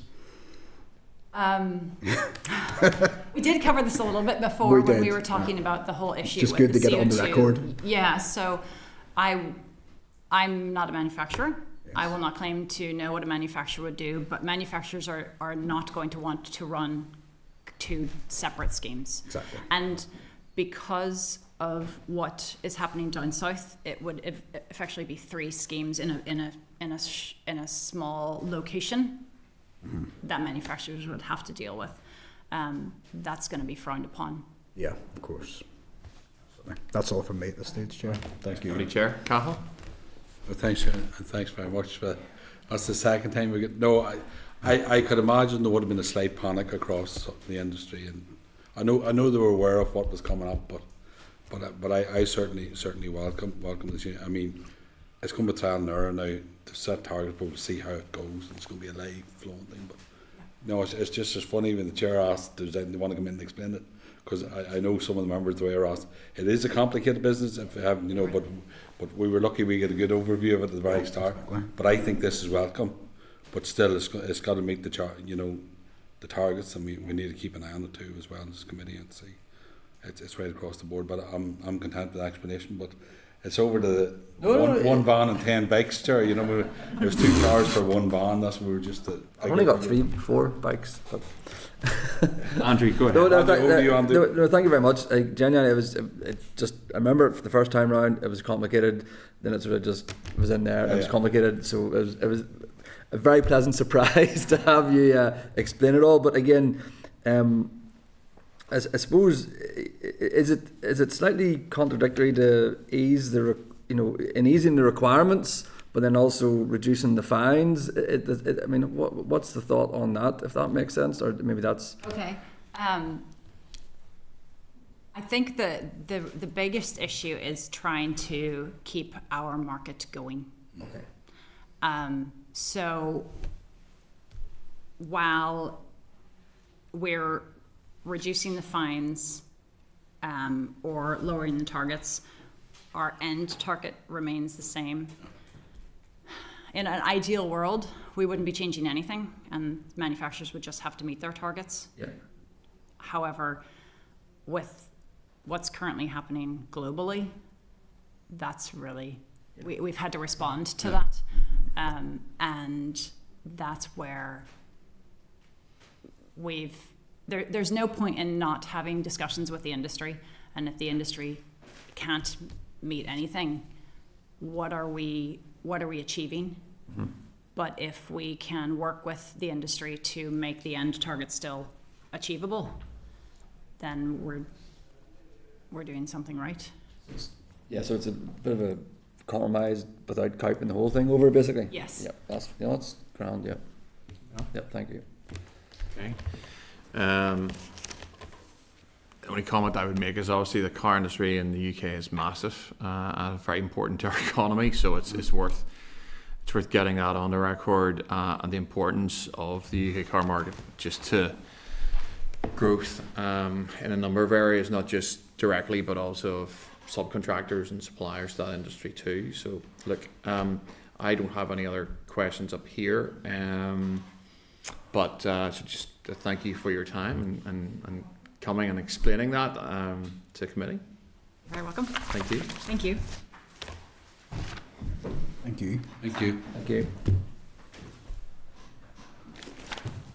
Can I just come in on a point, if I may? Yeah. Just to obviously echo the comments of the sector. It's a vital part of our economy. It would be interesting to hear, and I didn't want to go into it with Ellis and Emma because it's slight divergence of it, but it's the capacity of the network that I'm concerned about. I mean, obviously we all want to see more electric vehicles, but what we keep hearing from those who are selling the vehicles or those who want to buy one is they're not confident yet that the certainty of charging points is there. And I know there's the new scheme potentially to have them on pavements, etc., but we are way, way, way behind the rest of the United Kingdom and Ireland at this stage in terms of the rollout of them, and there is an ingrained opinion that we're not anywhere near close enough to supporting the To be fair, this is more flexible targets for them. They still have a target to meet, but 100%. give them a wee bit more time. It does. The issue is obviously we're not keeping up though. but it's world challenge, you know. And she said it there, like America and everywhere. It's right across the world that's impacting now. And you're right, all those things we have a responsibility in trying to deal with. But that's what's brought this change along, because it's a mega change for them all and a mega challenge. So I welcome that there, but they still have the targets to set there, and there's a wee bit of more flexibility. But when you keep an eye on it, those points that Johnny raised, maybe we should ask in terms of. That was my point around 2035, Chair. I don't even think there is a desire, I think, among the industry and people to get there, but I don't think the support network and the charging points and the infrastructure is keeping up at pace to get us where we need to get to. We've got, 3% of cars on the road at the minute in Northern Ireland electric vehicle. The notion that we're going to increase that 40-fold in the next 12 years is for the birds, unless something dramatically changes. It increases, I remember, because we had stuff on this, I think it was either last committee or the one before, but I remember doing some calculation, and it seemed to be increasing 1% year on year, and I don't know what it needs to get to in the context of this, but it's not going to get there at that percentage rate of growth, regardless. Perhaps But if they had forced the original, Chair, they definitely wouldn't have got it. No. Yeah. Do you know what I mean? And they moved the time frames round. They've set the overall targets still the same, but they've moved it. And I think but we have a job work to do as well to keep an eye on it. Just before we deal with this SI, and in light of John's point, John, would you be content, for example, maybe writing to the department and asking how many electric cars there are in Northern Ireland and how many electric charging points? I wasn't quite sure if you were talking about the general capacity, whether it was a question of you have an electric car and you fill it up literally at your house, or whether it was more about the actual public infrastructure, like how many places you can go and get your car plugged up. And I think it would be interesting to find out how many electric vehicles we have in Northern Ireland and how many public electric charging points we have. I'm sure the department would furnish to us with those figures, and that we might go somewhere with that. Or absolutely, Chair. Their assessment basically of the entire charging network, whether that be domestic or commercial, and how fit for purpose how fit for purpose it is on the trajectory it needs to be to get us where we need to be. Yeah, 100%. That's fair enough, Chair. Okay. It would form part of this because they need to know. Exactly, otherwise it's not going to happen. To be fair, but that's all right. Members agreed that we write to the department along those lines? Yeah. Okay, right, fine. So just to dispose of the item in front of us, are members content with the proposal for the SI? Yeah, okay. That takes us to item 9, which is SR 2025-148, the Carney Who Business Park in Newry, Abandonment Order, Northern Ireland 2025. It's on pages 607 to 621, and they relate to the statutory rule. It's subject to negative resolution. The purpose of the rule is to abandon an area of 71 square metres of road commencing at a point 27 metres southwest of the junction of Rathfriland Road with the entrance to the Carney Who Business Park and continuing for a distance of 19.8 metres in a southwesterly direction.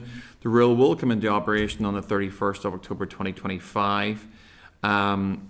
The committee considered the proposal for the SR at its meeting on the 10th of September and was content. The examiner of statutory rules has reported on the rule and has no comment to make. Are members content with the SR? We are, Chair. We are. For the pronunciation, but we're okay. I'm sure. Before I make any more full myself, just pronounce it for me, Cahill. Carnahaw. I got pretty close to that. I think that criticism is not legitimate. Justin, go ahead. Carnahaw. Carnahaw. I feel suitably admonished. Members agree? Agreed. Okay. That the Committee for Infrastructure has considered SR 2025-148, the Carnahaw Business Park Newry Abandonment Order, Northern Ireland 2025, and has no objection to the rule. Agreed. Item 10 is SR 2025-154, the U324 Cannyray Road Donkady Stopping Up Order, Northern Ireland 2025. It's on pages 623 to 629. The rule is subject to negative resolution. The purpose of this rule is to stop up a length of Cannyray Road Donkady. The rule will come into operation on the 31st of October 25. Members considered this proposal for the SR at its meeting of the 10th of September and was content. The examiner of statutory rules has reported on the rule and has no comment to make. So we did, and I remember this one, it is in my, it's in Stephen and I's constituency. We did ask, there was someone came through to us and asked about the fact that they were put under some level of pressure around withdrawing objections to this. And we are still waiting, Michael, for replies from said agencies. It will be in the pack for next week. It'll be in the pack for next week. I have no particular objection letting this go through if other members are so minded to. So I'll take committee's view on this.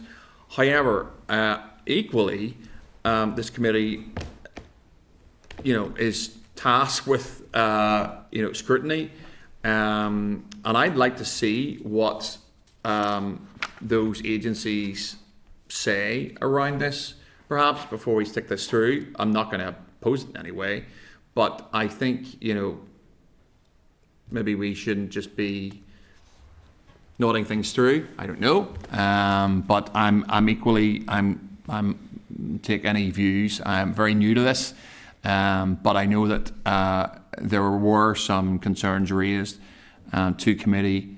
It's our job to look at those. Other agencies have been asked for their opinion. I'm more than happy to take any views, especially from members who've been here longer than I have, which is a period of 3 weeks. Cahill. Thank you, Chair. No, in the past, Chair, to be fair, we don't deal with singular issues, which is grand, but in this case, we'd normally asked was the procedures properly followed, and was there any objections? Did local authority say anything, or anybody else? Let's hear all them there, and then we'll, I'm happy enough if that's the question you want to ask. We've done that in the past. It's not to say stop it now or anything else. If you want more information provided who responded, I'd be happy enough to. That's your request. I would support that. But generally speaking, we don't deal with individual issues, but we have in the past have asked if people requested more information. Or I'd be very surprised if this went through council and council responded. That's normally where those things come up and things are raised. But I'm happy enough for that proposal for now, Chair. Yeah, no, look, I have no strong views on it. Deputy Chair, do you want to shed any light on this one?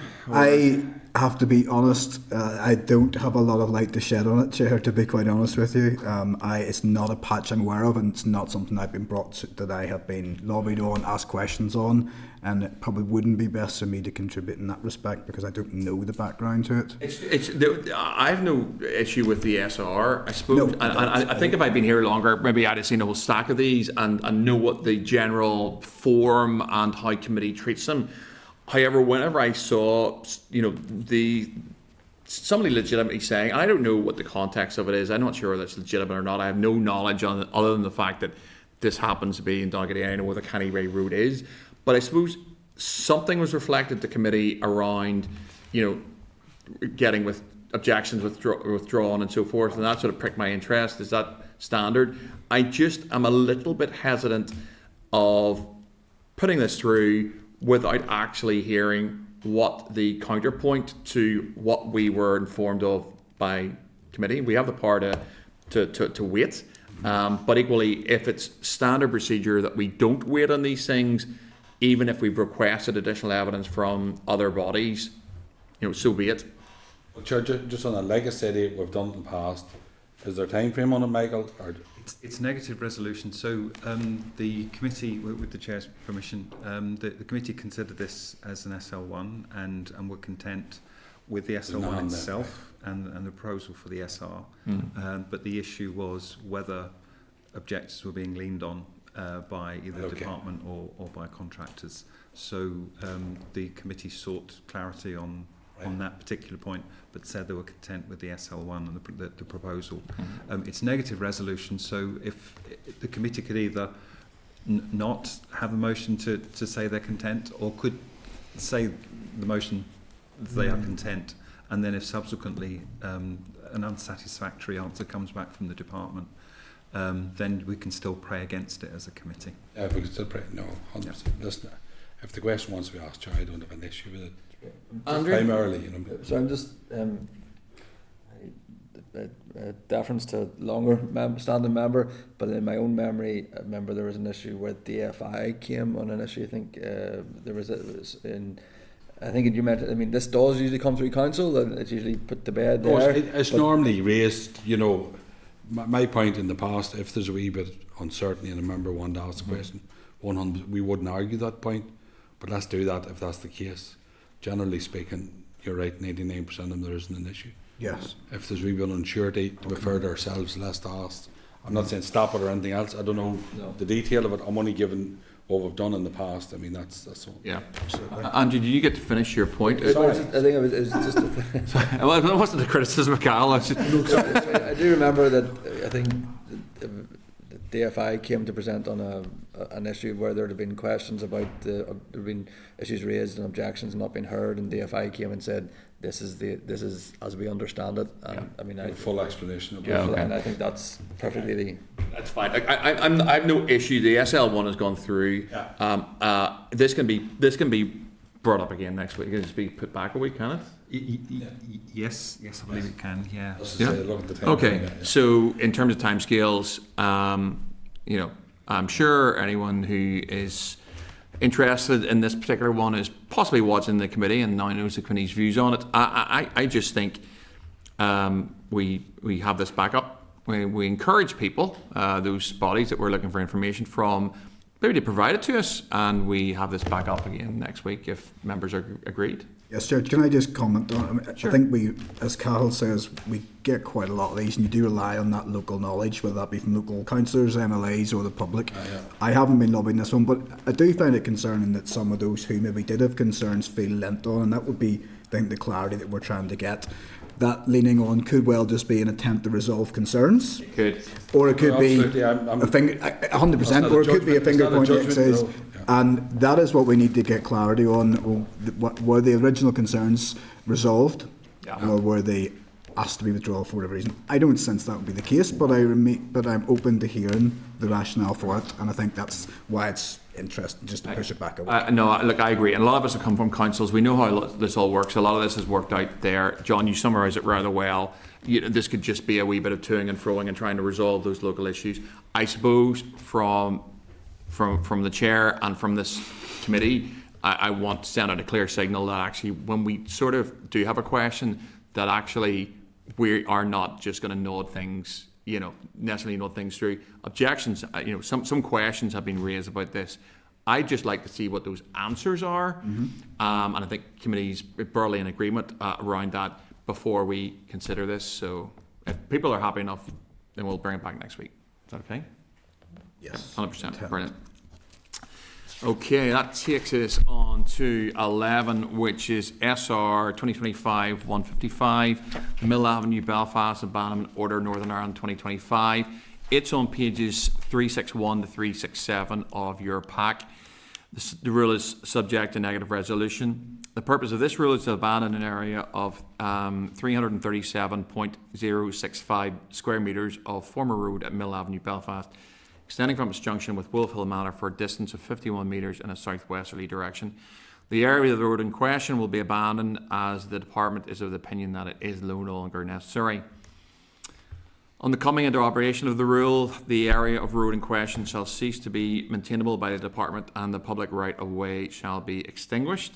The rule will come into operation on the 31st of October 2025. I'm to inform the committee that it considered the proposal for the SR at its meeting of the 17th of September 2025 and was content. The examiner of statutory rule has reported on the rule and has no comment to make. Are members content with the statutory rule? Content. Okay.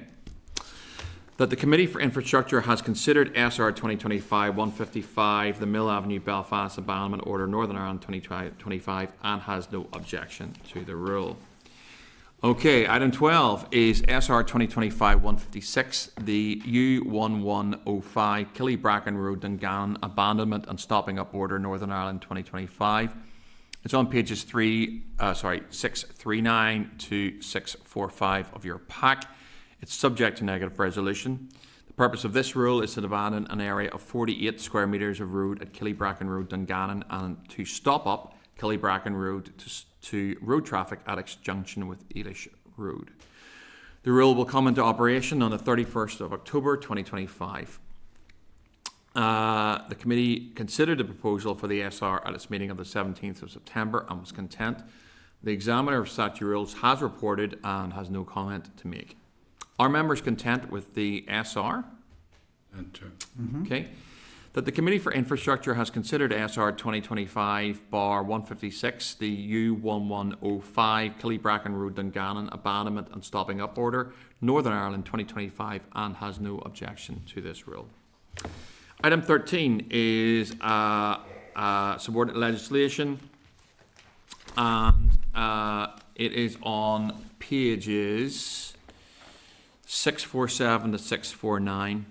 I'm to advise members that there is one statutory rule that is not subject to Assembly proceedings and is not required to be laid. The SR is 2025-160, the Prohibition of Waiting Schools Amendment Order 2025. And just to remind members that the committee noted the proposal for the SR at its meeting on the 27th of September 2025, and are members content to note this statutory rule? Content. Okay. Which takes us on to item 14, which is the Forward Work Programme, and it is on page 652 of your meeting pack. Just to remind members that at the meeting on the 24th of September, the committee agreed to task raise with provision of an environmental scan of the department to coincide with a planning session, and this is proposed for the 22nd of October, following regular business of this committee. I need to seek your agreement for the proposed planning session on the 22nd of October. Happy to propose. Okay. Everyone happy? Yeah, okay. Yep. And I also need to seek your agreement for the to proceed with evidence sessions as set out in the Forward Work Programme, reflecting any decisions that were taken today, or if anyone has any comments on the Forward Work Programme, I am more than happy to take them. One comment, Chair. I appreciate our bandwidth is quite tight at the minute, given the legislative agenda, but the committee will be aware that NSL have been replaced as the parking enforcement service provider by the department by a company called APCAO, not how sure I pronounce that. It's a £75 million contract and it starts in November of this year. Given that it now becomes one of the biggest contractors of the department, is there any merit and could we squeeze them in to get this company in and scrutinise their work and ensure the best delivery for people in Northern Ireland? I have no issue with that. Other members have a view on that? Nope. I mean, as in yes. Yeah, as in yes. What size did you say the contract was? 75 million. Okay, so that is significant. Yeah. Well, if members are agreed, we will write to APCAO CAO and invite them to submit some written evidence and then maybe an oral session. If you have enough of that, yeah. I look forward to that. I'm sure they will. They will have that in their diaries now. They won't be watching committee, but I suspect they start with. They will start to. Has anyone else got any comments on the forward work plan they wanna highlight? People happy enough. We've got 2 meetings and then obviously recess. Bits in red's nice, Chair. Bits in red is indeed nice. No other comments on forward work program? Okay. It is something I'm having a look at, and I'm trying to get my thoughts around some of it. So, look, at some point, I'll maybe bring a few of those thoughts to committee. So, members are agreed forward work plan. That takes us to item 15, which is AOB. Do members have any AOB they want to raise? That sounds like a no. Which leaves me with item 16, which is the date, time, and location of next meeting. Do I have your agreement for the next meeting to take place on the 15th of October at 10 a.m., room 29, Parliament Buildings? Yes, Chair. Okay. Meeting. Committee Room 29. Sound.